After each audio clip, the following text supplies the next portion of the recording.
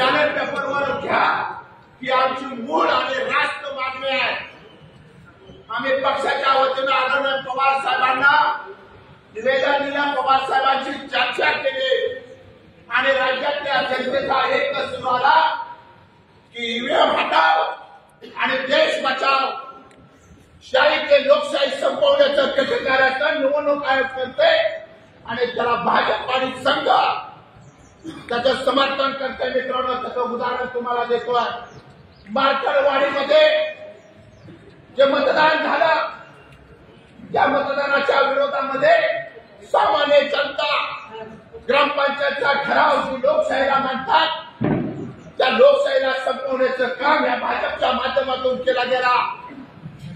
ज्यावेळेस गोपीचंद पडळसारखा वेडसर माणूस आणि सदाभाऊ खोतचा दलाल माणूस त्या गावामध्ये जातो, जर लोकशाही वाचवायची होते, तुम्ही संविधानाला मानणारे होता, तर संविधानाच्या प्रती त्याचा स्वाभिमान आणि पाठिंबा देणं गरजेचा होता। मार्केटवाडीच्या लोकांचं म्हणणं असं होतं की आम्हाला बॅलेट पेपरवर निवडणुका घेणं गरजेचं आहे, आम्हाला ईव्हीएम नको।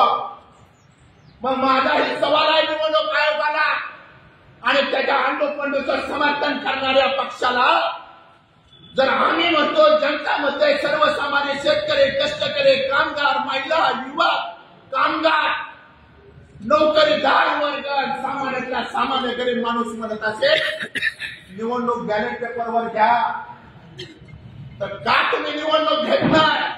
कारण का तुम्हाला माहित आहे की बॅलेट पेपरवर जर निवडणुका झाल्या तर जे विरोधात आहे, जे बॅलेट पेपरच्या विरोधात आहे, त्याचं डिपॉझिट सुद्धा राहणार नाही। म्हणून खऱ्या अर्थानं तुम्ही त्याला विरोध करताय। माझे आपल्या सर्व समाज बांधवांना, भारतीयांना, महाराष्ट्राच्या तमाम स्वाभिमानाचे की काही झाले तर चालेल, आपल्याला एकसंघ राहावं लागेल, भारतीय संविधान लोकशाही जिवंत ठेवावं लागेल आणि आपण सगळ्यांनी बॅलेट पेपरवर निवडणुका घेण्याच्या संदर्भात आग्रही भूमिका घ्यावा लागेल। मित्रांनो, न म्हणण्याचं दिने जगण्यापेक्षा हात पाय काय करून गेला म्हणजे हातामध्ये शस्त्र घ्या आणि ते शस्त्र तुमच्या संविधानाचं आहे आणि ते तुमच्या मतदानाचं आहे। अरे डॉक्टर बाबासाहेब आंबेडकरांनी सामान्यातल्या सामान्य झोपडीत राहणाऱ्या माणसांना टाटा बिर्लाला सुद्धा एका मताचा अधिकार दिलेला आहे मित्रांनो, आणि तो मताचा अधिकार आरएसएस आणि संघवाले छत्रपती शिवाजी महाराजांच्या काळापासून ते आजपर्यंत आपल्याला सगळं बुलबुल्या फसवणूक करायचं काम करते। जे महापाप त्यांचं म्हणून बॅलेट पेपरवर एकदा निवडणूक घेऊ द्या आणि दूधचं दूध पाणी होऊ द्या। म्हणून मी सर्व भारतीयांना, सर्व बहुजन समाजाला, महाराष्ट्राच्या जनतेला आव्हान करतोय की आपण सगळ्यांनी हे निवडणूक बॅलेट पेपरवर झाले, जर मतदान देण्याचा आमचा अधिकार असेल तर त्याचा हिशोब मागणं सुद्धा आमचा अधिकार आहे आणि तो नैतिक अधिकाराला जर आमच्या तुम्ही जर गटछाट करण्याचा प्रयत्न करत असाल तर मी निवडणूक आयोगाचा जाहीर निषेध करतोय। आमची मागणी एकच आहे की निवडणूक बॅलेट पेपरवर झाले पाहिजे। निवडणूक बॅलेट पेपरवर जर झाले तर खऱ्या अर्थानं सामान्य गोरगरिबांना, सर्वसामान्य कार्यकर्त्याला न्याय मिळेल। मार्करवाडीमध्ये पवार साहेबांसारखं दूरदृष्टी असलेला नेतृत्व येतात, सामान्य लोकांच्या भावना जाणून घेतात, त्यांचा आत्मसन्मान जागृत करतात आणि ते खिंडी पडणारे मार्करवाडीमध्ये देशामध्ये वनवा होईल आणि या देशातल्या महासत्त ज्या निवडणूक कायदा नसवलेला आहे, जो बेमानी करतोय, तुमच्या मताची चोरी करतोय, कुणाच्या तर सांगण्यावर भाजप त्याला न्यायालयाचे आणि त्याच्यावर दबाव तंत्र चालू आहे।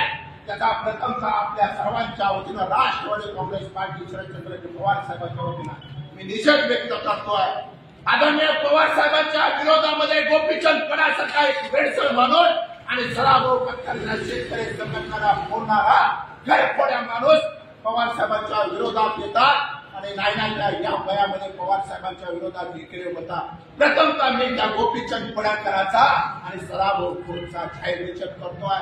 इतकी मस्ती अहो तुम्हाला जे केलं संविधानानं तुम्हाला मताच्या रूपाने निवडून दिलाय. तुमच्या डोक्यावर परिणाम झाल्यासारखं वागू नका. जर तुमच्या डोक्यावर जर परिणाम झाला तर तुम्हाला सुसांमध्ये ऍडमिट करण्याची व्यवस्था राष्ट्रवादी काँग्रेस पक्षाच्या कार्यकर्त्यांनी केलं. हे ठणकावून सांगण्याच्या करता आम्ही कुठल्या जाती धर्माच्या विरोधात नाही. तुमची बोलीभाषा काय आहे, काय पद्धतीनं तुम्ही बोलताय मित्रांनो, याचा मी जाहीरपणे निषेध करतो. इथून पुढच्या पद्धतीला जर आनंद द्यावा. आमच्यावर संस्कार आहेत, आमच्यावर संस्कार आहेत. आम्ही तुमच्या विरोधात बोलणार नाही. आमदार साहेब, तुम्ही दोघंही आमदार आहात. संविधानाने तुम्हाला अधिकार दिलेला आहे. हक्क अधिकार आणि संविधान लढ्यामध्ये तुम्ही बोला, पण बोलताना ताळतंत्र ठेवा. इथून पुढच्या काळात जर पवार साहेबांच्या विरोधात बोलण्याचं जर तुम्ही काम केलं तर इंदापूर तुम्हाला जाहीर आव्हान आहे. या इंदापूर तालुक्यामध्ये बोलत आहोत. तुमची जाहीर सभा उदाहरणार्थ राष्ट्रवादी काँग्रेस पक्षाचा एकही कार्यकर्ता स्वस्थ बसला नाही. हे सांगण्याच्या करता आंदोलन आहे. अरे परभणीमध्ये महामानव परमपूज्य डॉक्टर बाबासाहेब आंबेडकरांच्या संविधानाचा अपमान झालाय. अरे संविधान आपल्या हक्काचा आहे, नाही कुणाच्या बापात. संविधानाने सर्वसामान्य गोरगरीब सगळ्या धर्माच्या लोकांना, भारतीयांना आपल्याला जगण्याचा हक्क अधिकार दिलाय. त्या संविधानामध्ये मित्रांनो हे सुद्धा षडयंत्र आहे. माझा जाहीर भाजपवर की आता आपलं आंदोलन चालू आहे.